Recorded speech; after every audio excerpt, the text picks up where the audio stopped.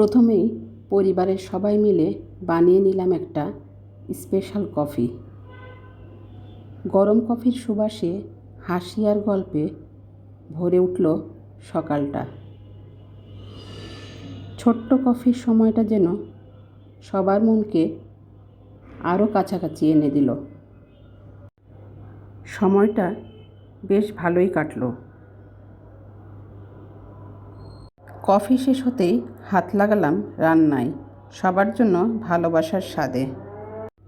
প্রথমেই রান্না করলাম ডিমের কোরমা, যেন মশলা আর যত্নের সুন্দর মিলন।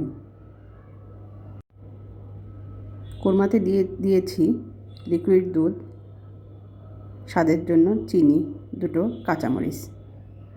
তো হয়ে গেল কোরমা রান্না। এ পর্যায়ে গরুর মাংস চুলায় বসিয়ে দিয়েছি। এক চুলায় গরুর মাংস কষাতে দিয়েছি, আরেক চুলায় পোলাও রান্নাটা শুরু করলাম। ঘরের ভেতর ছড়িয়ে পড়ল উৎসবের আবেগ। একদিকে রান্না চলছে, আরেকদিকে শুধু গল্প আর গল্প। কি যে সুন্দর সময়টা কাটালাম। মাংসটা ভালোভাবে কষিয়ে নিয়েছি। পোলাওয়ে দিয়েছি গাজর কুচি।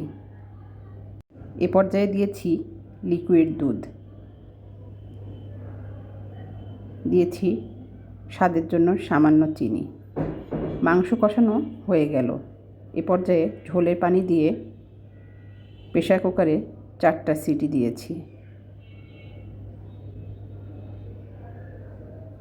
পোলাওয়ে দিয়ে দিয়েছি ঘি, আর সবশেষে মাংসটা শুকনা মরিচ আর পেঁয়াজ কুচি দিয়ে বাগার দিয়েছি। তো আমার রান্না এই তো প্রায় শেষের দিকে। এ পর্যায়ে আপনাদের সাথে বিদায় নেবার পালা। সবাই ভালো থাকবেন সব সময়।